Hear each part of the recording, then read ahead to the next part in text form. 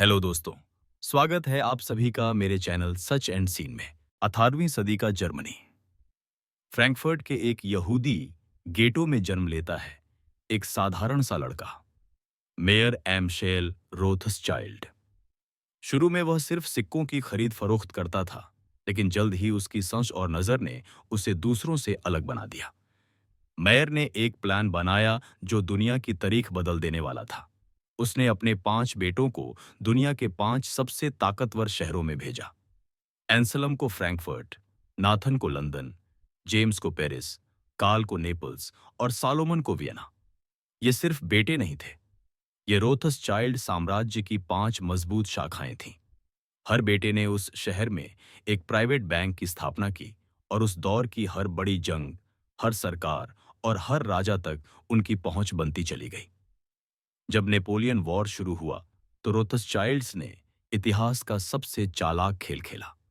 उन्होंने युद्ध के दोनों पक्षों को फंड किया, यानी जीत किसी की भी हो, मुनाफा सिर्फ रोथस्चाइल्ड्स का होता।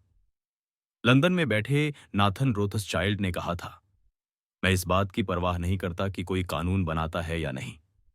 अगर मेरे पास देश का पैसा है तो असली सत्ता मेरे पास है।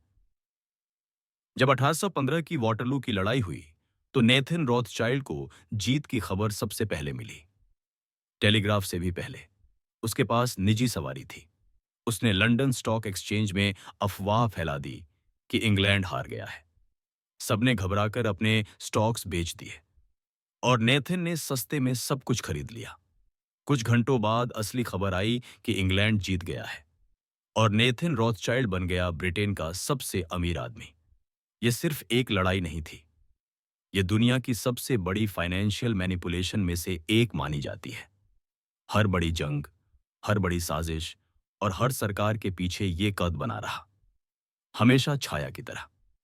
रॉथस्चाइल्ड्स ने एक ऐसा नेटवर्क खड़ा किया जिसमें पांचों भाई आपस में गुप्त और तेज कम्युनिकेशन करते थे। Coded letter, hawk delivery system और प्राइवेट कुरियर उनके टूल्स थे।